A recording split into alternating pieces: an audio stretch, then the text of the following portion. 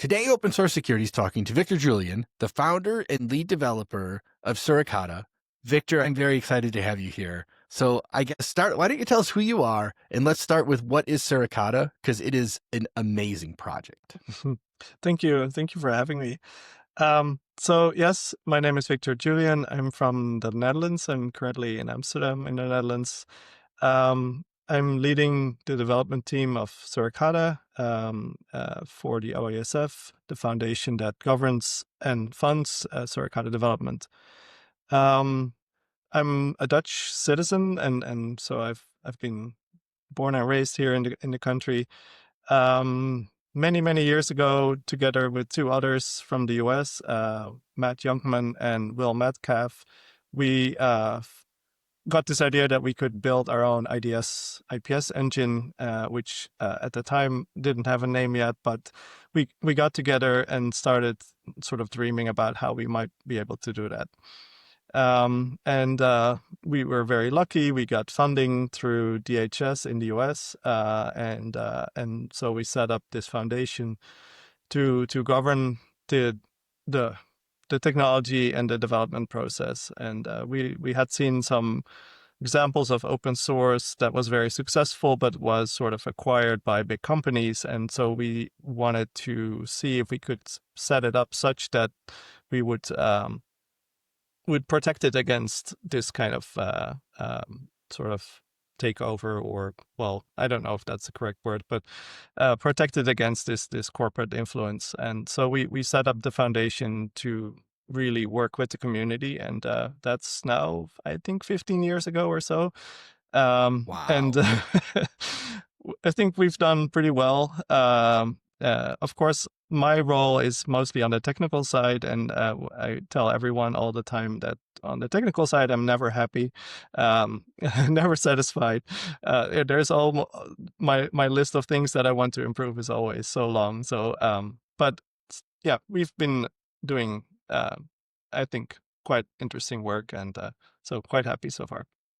Yes, it's interesting for sure. So, I mean, I don't even know where to start on this one. I guess let's not dwell in the past too much, but I will say, like, back when Suricata was created, you're right. There were a bunch of open source projects that all were acquired by a company, or something happened to them. And I feel like Suricata has emerged as the kind of unquestioned open source project in the space of, network IDS and IPS. So, I mean, well done there. I have no doubt the foundation Thank you. setup you created is what has made that possible. And obviously, as a human existing in this mess of everything, like, I'm glad it's there. But okay, so tell us, what is Suricata for anyone who might not be familiar with the project? Yeah, so I think at its heart, Suricata is a network IDS and IPS engine, which for us means we're capturing Okay, let's hold traffic. on. What is IDS and IPS for anyone Sure. unfamiliar with those terms?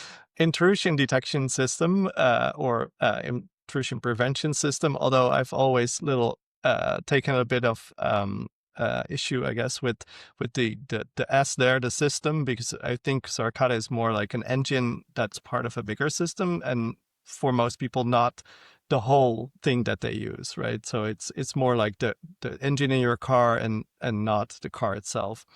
Um, and so what it essentially does, it sniffs your traffic, or it sits in line in your traffic, tries to make sense of it, rebuilds a state of sort of the talkers on your network, tries to rebuild the state in terms of TCP, in terms of HTTP, DNS, and all that kind of stuff. And then it has a rule language that is essentially a signature language, but and that you can apply those signatures against that traffic and raise alerts. But and then in addition to that, Suricata can provide a very rich stream of metadata that you can then feed to your post-processing pipeline, things like your Elk stack or other tools where you can do sort of higher level analysis and visualizations and all that. Suricata is not a visual tool itself. It's just it's essentially it reads packets and it produces JSON. That's kind of what it is today. Uh, It sounds so simple when you say it that way.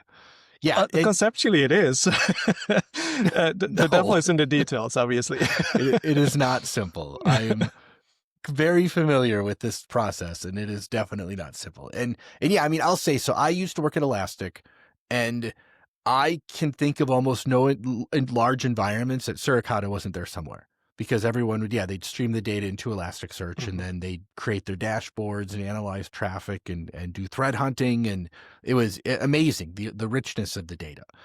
Okay, so let's talk about the kind of signature aspect, because you kind of talked about no, hold on. Before we do that, I want to ask the question, like, so what you just described sounds a little bit like a firewall. Mm-hmm. How do we, I actually don't know how you explain this. Like, how do you explain the like firewall versus Suricata dichotomy? Sure. So I think in a sense, I see Suricata as 3 or 4 different has 3 or 4 different modes of operation. Like the primary one that I think most people are most familiar with is the IDS mode. So you're sitting on the site, you're sitting on a span port or a tab, you're getting a copy of the traffic, you're passive, and the sensor analyzes the traffic, produces alerts and other data that you can then act on. Then the other quite common mode is IPS mode. So in IPS mode, we're essentially doing the same thing, but now we're inline and we can make policy decisions based on the rules. We can say this traffic is allowed to pass. This is should be blocked. In the way I describe it, in IPS mode, we are open by default and we have a rule set that selectively drops things based on signatures of malware or other unwanted traffic. And then in the last version that we released, 8, we also introduced a what we call firewall mode, which is essentially the reverse of the IPS mode. So we start with a default drop policy, nothing passes, and then you have to create a rule set like typical firewall, like your IP tables or NF tables, and start allowing traffic to pass through. And so that's sort of the 3 main modes. And then I guess the 4th is sort of offline analysis of PCAP files, which is used quite a lot as well. So what we see, for example, the IPS mode is used in tools like OPNsense and pfSense, where it augments a regular firewall rule set, like the FreeBSD firewall tooling that is being used in those tools, but then selectively traffic can go to Suricata for deeper inspection, essentially.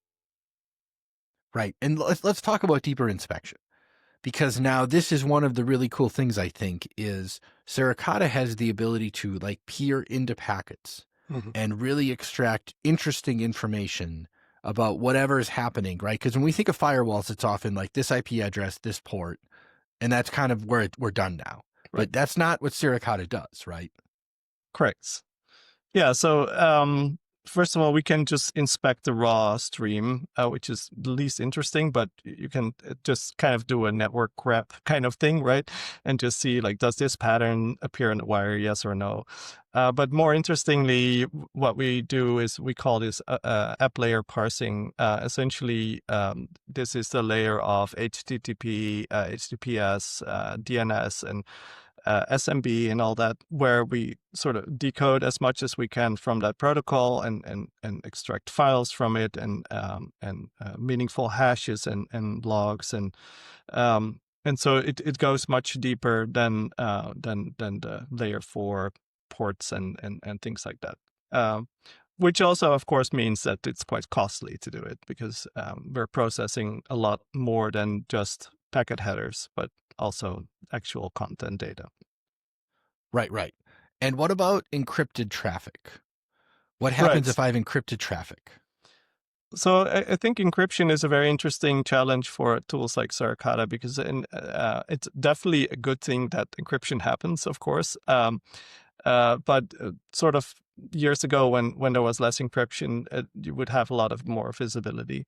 Um, of course, there are many ways to still deal with encrypted traffic. So the first thing is with the older TLS versions, you can still look at certificates and stuff. We can you have the hashing like JA3 and JA4, where you can sort of fingerprint connections. And then there is quite a bit of tooling that allows you to decrypt traffic. Suricata itself will not decrypt your traffic, but it will work with various tools that can then produce an unencrypted stream. And then lastly, the thing that we are working on quite a bit lately is Suricata is a tool, but we're exposing more and more of the functionality in a library. And the idea there being that this library could be hooked into other tooling before the encryption, the traffic is encrypted. And we haven't seen open source users of this. We are aware of a few commercial users of this. So this is another way of dealing with encrypted traffic. For sure. Okay, so I had not put this together in my brain before, but yes, when Suricata was created back in 2008, 2009, unencrypted web traffic was very, very common. In fact, it was almost certainly more common than encrypted traffic. Yes, absolutely. Yeah. Oh, man.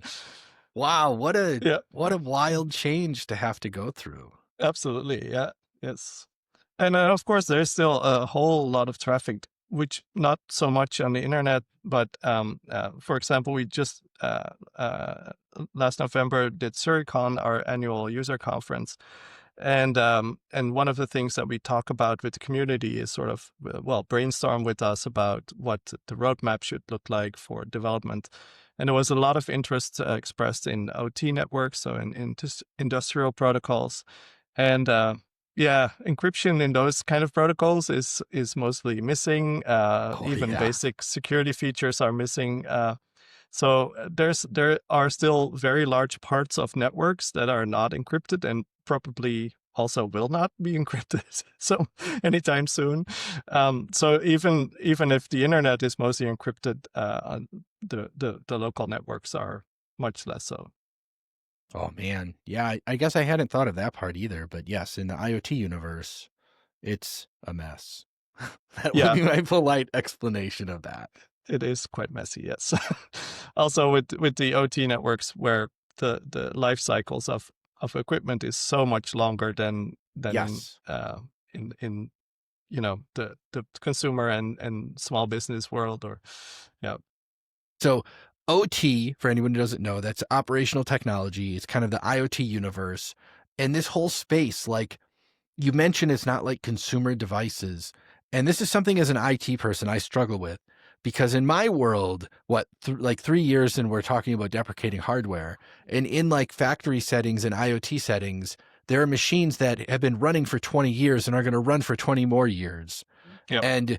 And I know everyone's like, oh, don't hook it up to the internet, but we always hook it up to the internet. Like it's almost inevitable, I think. And so teaching Suricata to understand these things is very cool, actually. So let me ask about that. So in my brain, and this is, I do not have a deep understanding of a lot of this. So we're going to talk about like writing rules and things in just a moment. But wouldn't I already support this by just writing some rules that look for whatever like IoT traffic I'm expecting? Or is there something more to this than just that? So in general, with the rule language is generic enough that you can express most things in a generic way in the rule language. But what we've learned is that for various reasons, it's better to have protocol decoders for those specific protocols, Ah, like Modbus, for example, or there's a whole suite of them.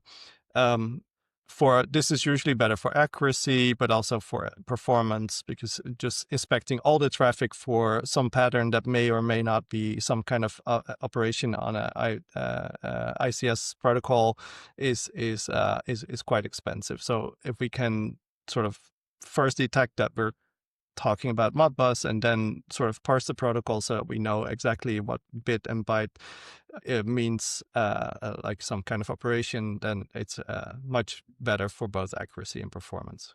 Okay, that's fair. And if I'm writing rules, my rule becomes much simpler if the protocol has been decoded. Okay, Yeah, that makes sense. absolutely. Yeah. Okay, I like it. All right, so rules. Let's talk about rules. Like rules, I feel like are the heart and soul of the whole Suricata universe. Yes, I think they're very, very important. Although I think we've also seen a lot of people not really use many rules or rules at all. I think about, well, when was it when everyone got excited about the elk stack some years ago? There was also a big shift on our end to produce much more metadata because people got really excited about the post processing it and sort of getting the value more into post-processing and less in the alerts. But yes, rules are very important. There are various rule vendors in our space. We have like one big rule set, the emerging threats rule set, which is an open source rule set where you have thousands of rules that you can use in your sensor to look for all kinds of bad activity, essentially. And there's quite a big community of rule writers. They are a little Yeah. bit outside of our project. We're more like the plumbers that built the engine, and the other the sort of the analysis and threat hunting and rule writing community is sort of adjacent to us, I suppose. But we are, so OESF itself is not providing a rule set. We are just providing you with the engine, and you can pick a rule set that you like. I mean, I think that's the magic of open source, though, right? Is the fact that you don't have to own everything happening. I feel like if I'm an open source project, especially the kind of project like Suricata, having another community of people that exists and you have nothing to do with necessarily that is writing the rules. Because I mean, from my perspective, I see like I follow like a lot of infosec nerds on Mastodon, for example, and a bunch of them talk about writing Suricata rules all the time, and it's very I love it. And I know Mhm. they're not technically part of Suricata, right, from a development perspective, but Yeah. that's still an amazing way to contribute to the community, which is like that is open source, right? Yeah, that gets me really excited as well. If Yeah, that all yeah, kind of comes together and it works, that's really great, and I'm super grateful to be sort of part of that community and help yeah. thrive it, I guess. Yes, it is. I feel like if I was, I mean, I don't run any large open source projects. I have a GitHub, filled with half dead things, but that, it like let's talk about that for a moment because I think we often don't discuss like the challenges and what it's like to run we'll say a large successful open source project. I mean, I know you mentioned, I think we hit record when you, or if, I can't remember if this was before or after, but you mentioned, you have like this huge list of technical things you want to work on, right? Hmm. But as someone who's maintaining a large open source project, I have a suspicion working on technical things is not your primary job anymore, is it? I think actually probably mostly still is. Like Yeah. maybe about 50-50. I manage the team and other sort of non-development things, and then the other time I can still spend on actual development. So I'm Okay. still Okay. quite happy with that. We shouldn't grow too much so that I can stay in my happy zone. Um, I think one Nice. of the things that many open source projects are struggling with is lack of funding and Yes. sort of and so lack of time, essentially. And years ago when Heartbleed happened with OpenSSL, and everyone realized that the whole internet worked on OpenSSL and these people could barely barely sustain themselves, that was very embarrassing for everyone, essentially.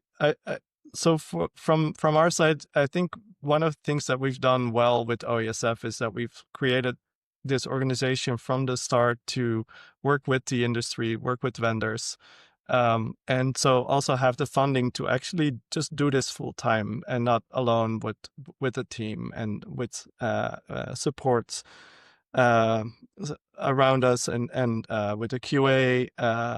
We have QA department and things like that. So it feels a lot, I guess, maybe safer is the word, like that we can actually focus on the developments without having to worry too much about our day job, right? Yes. That's a huge thing. And so for anyone listening who doesn't know, I talked to Kelly Masada. It's been a long time. It's been a half a year at least, I think.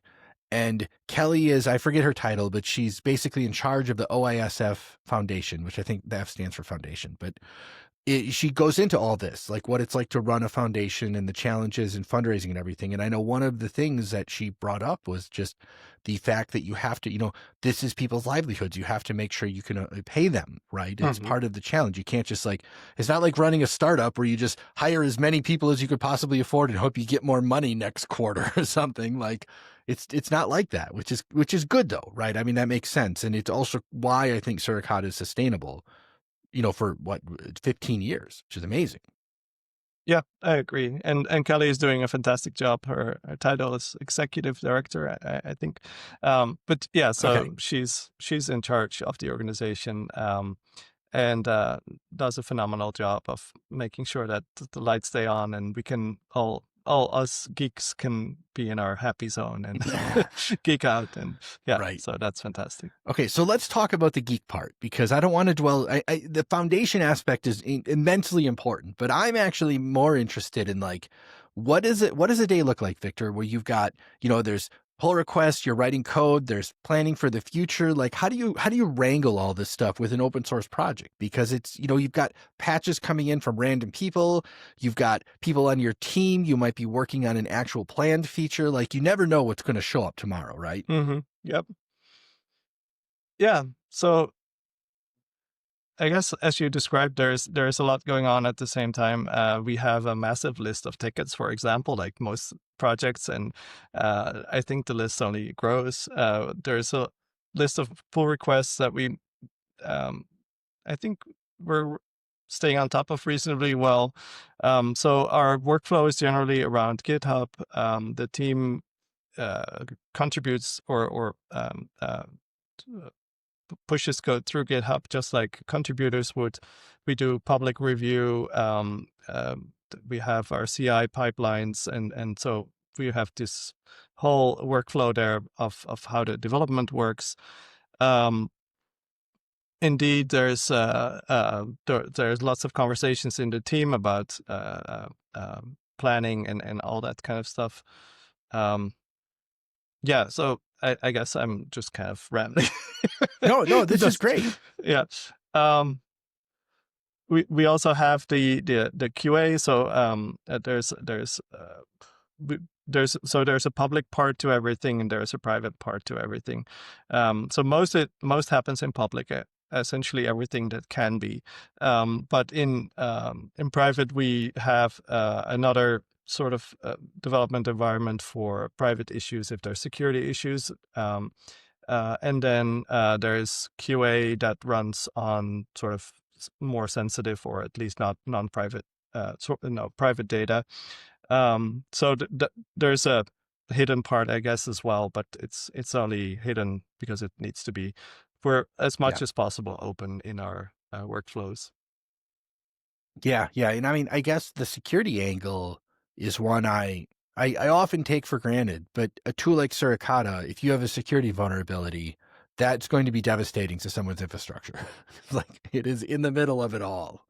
Yeah, it's usually at some point of privilege and visibility, and so we try really hard to make sure it's as safe as we can do.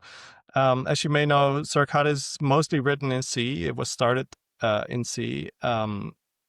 About I think 6-7 years ago, we started introducing Rust. This was based on a community suggestion.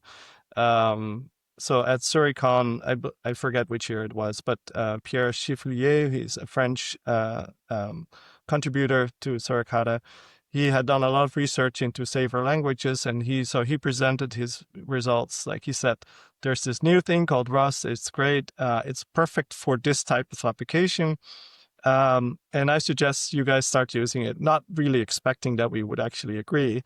And we looked at what he was doing, and we said, well, sounds like a great idea. And he had this big pull request with it. And we said, but the problem with this pull request is that it's far too advanced for our understanding of Rust at this point.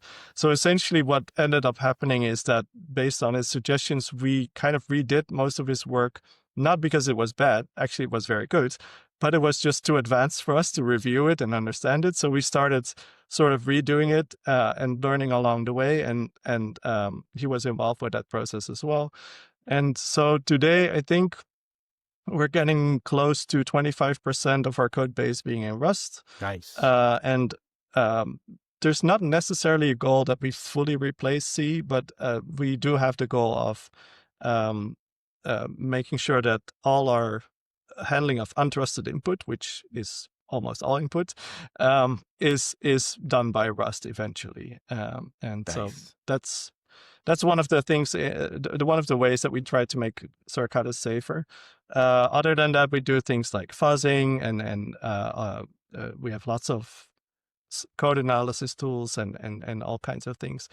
And then we also have a way to report security vulnerabilities because we have them just like everyone else. We make mistakes, and then we'll handle those as well. Yeah, for sure. Okay. All right. We're coming to my last couple questions. And the Sure. first one is, why the meerkats? Like, what's the story behind the meerkats? I love them, but I'm curious, like, how'd you end up there?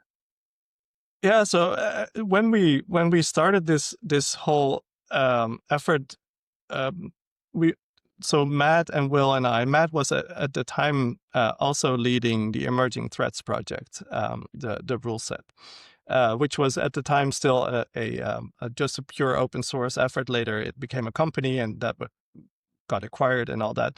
But at the time, it was just Emerging Threats. So the first code that I wrote had a code name called VIPS, which was Victor's IPS.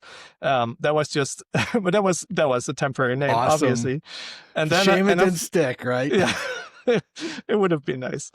And then for a while, we thought, well, maybe we should call it like Emerging IPS or IDS, like more closer to the Emerging Threats project. But at some point, we decided we didn't want that, and then we like all the open source projects had cute mascots and all these things. So we started looking for a mascot, and then we saw the meerkat, which is an animal that is in large groups, mobs as they are called, and they're always on guard and all that. And it felt like fitting. And then we looked up the Wikipedia page, and it's like Suricata, and it's like, could Suricata be the name? And it's like, it kind of felt right. And that's how we Nice. selected the name. Yep. Oh, that's awesome. Good. That's cool. I love asking you this question because you never know what you're going to get. Like sometimes, like your explanation has a logical path to it, and oftentimes it's like, oh, we just made it up. And cool. All right, man. Yeah. So I could ask you like a million questions, Victor, but I don't want to, just because I know your time is valuable. But let's say for anyone listening who might be interested in maybe using Suricata or getting involved in Suricata or kind of wanting to know what's next. I know there's commercial entities, there's opportunities for them to, join OISF and get involved in things like that. So why don't you kind of lay out for us, like, what's next for anyone listening? What should we do after we're done, with this podcast episode? Yeah. Well, if you haven't used Suri yet, you just go to our website or to the YouTube channel if you want to learn more. If you're already a user and you want to connect more with the community, then there's a Discord server, and of course every year we do Suricon, the user conference. If you're able to travel and meet the team in person, that's great. We just had it last year in Montreal in Canada. Next year we'll be in Lisbon in Portugal. So that's a great way to connect both with the team and with the community. If you're more developer or you want to contribute documentation, then you can look at coming to our GitHub, and we have lots of documentation about how to contribute, and through the chats we can help you sort of with that process. yeah, I think that's all great starts. And we're happy to get newbies and advanced users. Everyone is welcome. We all started as a newbie, so it's Yes. uh, everyone has to learn uh, and start somewhere. And it's a fairly complex tool, so it's not something that most people will just get immediately. It's uh, yeah. So expect a little bit of work that you have to do, but Yeah. Yeah. we're happy to help. I will add, so your content, like your YouTube content especially, is very good. And there are literally millions of getting started guides the community has created on using Suricata. So like, while yes, it is complicated, it is probably one of the most approachable, complicated tools that exists on the planet, which is a very cool problem to have, right? Yeah. Okay. Well, we're also trying to be better in that. Like, we started mostly as an expert tool, and I think we want to be a bit more approachable and get better usability of the interface and all that documentation. Yeah. That's fair. And that's great. Okay. So last question, Victor, is what's next? What are the things you see coming in the future that excite you, that you think we'd be interested in?